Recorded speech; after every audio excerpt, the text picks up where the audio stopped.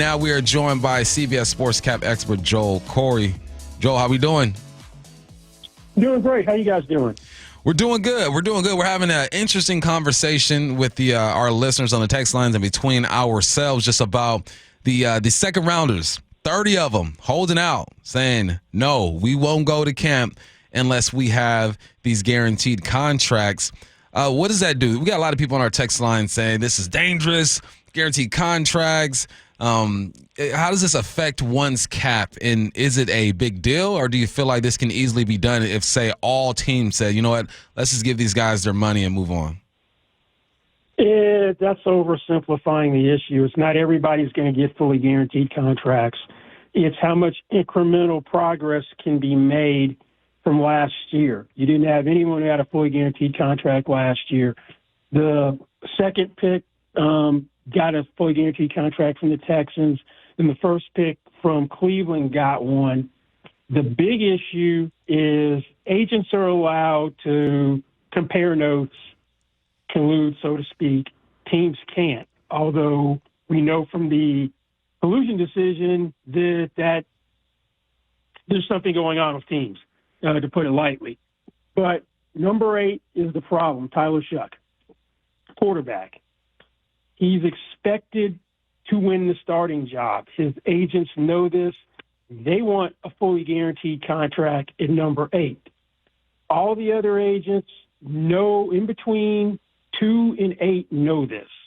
So they want to see if he gets a fully guaranteed contract, because if number 8 gets one, then the ones in between 2 and 8 have more ammunition to get one. The ones after that want to see if they can make more progress in getting more of their fourth year, if any at all, guaranteed, or more in their third year being fully guaranteed. Because if you go down the round, you start having no guarantees in the third year. Last year, the last player which had any money amount guaranteed in the third year was number 12, Jackson Powers Johnson.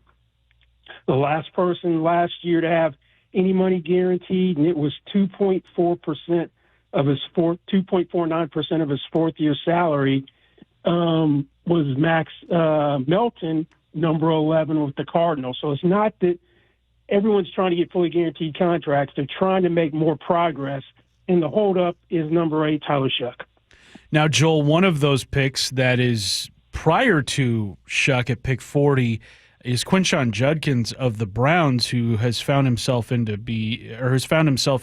quite a bit of legal trouble here within the last week. Is that going to throw a wrench into all these other second rounders, maybe between where Nick Emmanwori was taken at 35 and pick 39? Because, I mean, if you're the Browns, obviously, and you've got that legal situation hanging over one of your second-round picks, I would imagine that's going to complicate matters.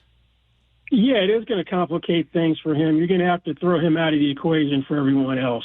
So he might have a different structure because of his legal problems. Although, if I'm the agent, I would still be pushing from the guaranteed contract from this standpoint. Give me the full guaranteed contract. He's probably going to get suspended anyway, and the guarantees are going to void, so what does it matter? I don't think that's going to be a persuasive argument, though. There's still one unsigned first-rounder, Shemar Stewart. I've read articles saying maybe there's a loophole where he goes back to Texas A&M for a year. The Bengals still hold his rights. What's the latest on that situation? Well, actually, that's today's article on CBS, which isn't out yet, which is on his situation. I'm not even considering that as being a realistic possibility. What it's coming down to is Cincinnati wants to tighten up the language on the guarantees to make it clear that any breach will void all remaining guarantees in the contract. The agent, Stewart's camp, wants the language as is, which was in Marius Mims, the first-round picks contract, last year. They didn't make the change with Jamar Chase and T. Higgins this year. What really matters with all these addendums is basically what the team's conventions are. Doesn't matter if everyone else around the league has a certain policy, and there isn't uniform or standard voiding language for guarantees.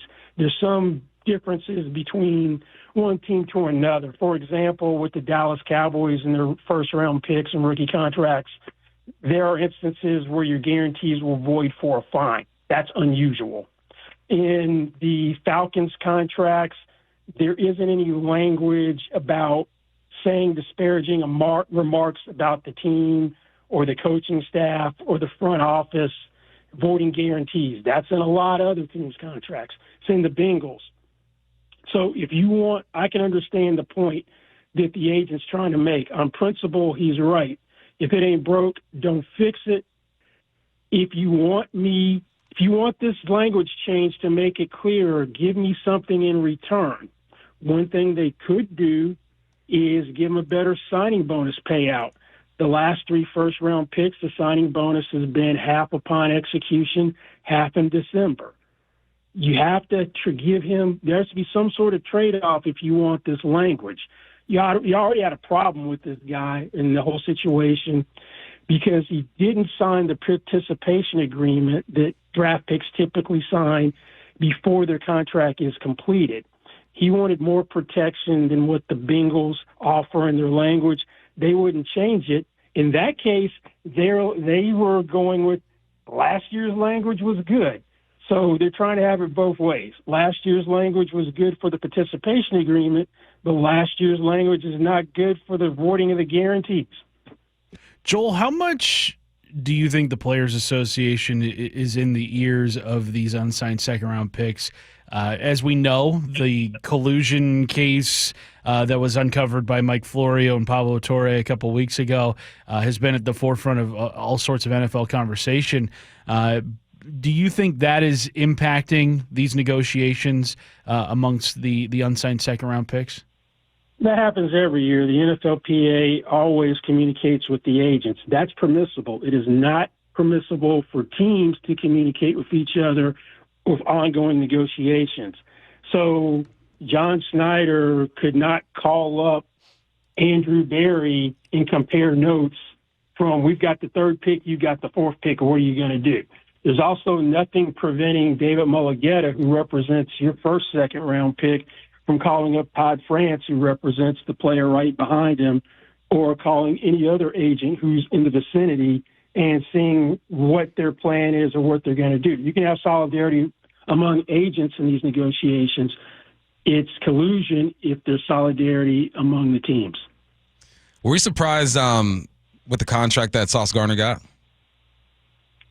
No, I always thought that if he was going to sign a contract at any point for an extension, he was going to be the highest paid cornerback. The one that surprised me was Derek Stingley, because it was a huge jump. That last year you had Patrick Surtain at $24 million per year, which broke the stagnation with the cornerback market. Then J.C. Horn went to 25 early in the offseason and jumped to 30. I know Sauce Gardner didn't play as well as he did in his first 2 years last year, but if you're going to get a deal done, he was always going to be the highest paid corner. Joel, the class of 2022 is eligible for extensions. We saw the Seahawks exercise Charles Cross's fifth-year option, but Boye Mafe, Ken Walker, Abe Lucas, Kobe Bryant, Reek Woolen, all those guys don't have anything beyond this season guaranteed. So I guess my question is, are you surprised we have not seen the Seahawks be active in trying to extend any of those guys? Well, Woolen had his best year in his first year, so he's kind of going backwards in the trajectory. So they may want to wait, although he's got tremendous size. Charles Cross, I wouldn't advise him to do a deal right now because his best contract will probably come in the option year. I look at him as a ascending player. I would be looking for other developments to occur for offensive tackles. I expect Rashawn Slater to become the first $30 million per year offensive lineman some point before the regular season starts. Then next year, I'm assuming Laramie Tunsil is going to keep doing what he always does. He'll be in a contract year, and he'll reset the market as well. So there is no incentive for Charles Cross to go right now. There are about 10 to 12 wide receivers signed right now that are 30 and older. And there are a couple more still out there, names that a lot of people are familiar with. You got Keenan Allen, Nelson Aguilar, you got Jamison Crowder, Amari Cooper. Do you expect any of these guys to get picked up? Yeah, they will at some point. With older vets, after a certain point, you're waiting to see how other situations are. You really don't want to go to training camp as an older vet. You know how to prepare to get ready for the season. You know when you need to get in. So whether that's the middle of August, right around the cut down date, or some point in between, that's when you'll want to sign. Maybe there's an injury that occurs where a team has a bigger needed receiver, or some team looks at their receivers and they go, well, we need more help than we thought we did after the first part of training camp and maybe the first preseason game. None of these guys are going to sign for big money. I once had a out-of-work client during the preseason. There was an older vet. He wanted me to slow down negotiations. I had to keep throwing roadblocks into it so we wouldn't reach an agreement because he wanted another 2 weeks before he was ready to sign. I kept advising him that this could go away. His attitude was, if this team won't be patient or they need to sign someone else, I'll get a job. So that may be the philosophy with some of these guys, that they know they're going to get a job and they're just waiting until they're going to go on their own terms, particularly if it's not going to be the type of money they're used to making. Joel, what did you make of the Seahawks kind of planting their flag this offseason in their negotiations with Geno Smith and DK Metcalf, basically drawing the line in the sand saying we won't go past this number, and then obviously those two situations end up with guys playing on other teams. What did you make of the Seahawks standing firm in kind of the price that they're willing to pay in those positions? Well, the roster bonus kind of forced your hand with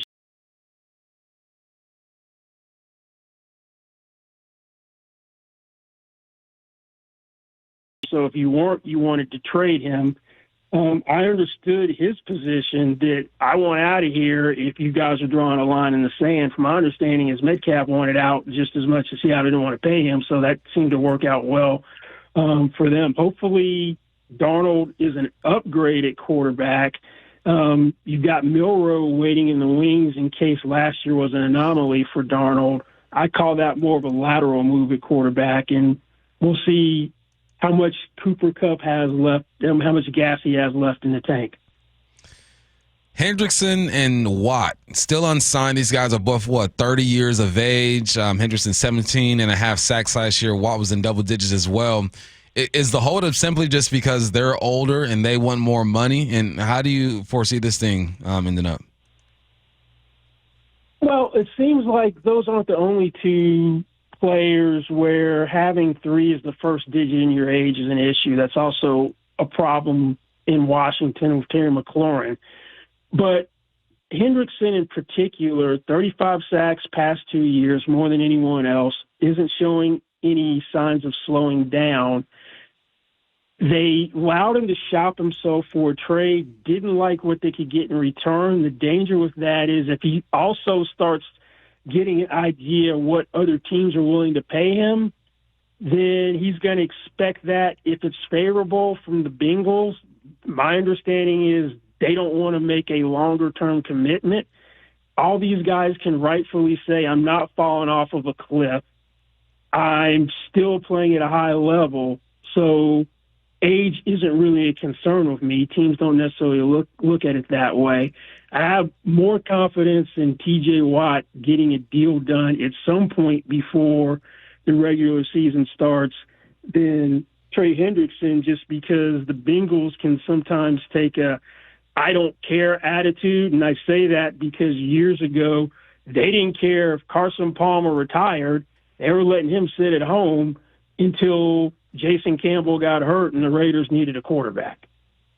He is CBS Sports cap expert Joel Corry. Joel, we appreciate your time, man. Joel, thank you. All right, thanks for having me, guys. All righty.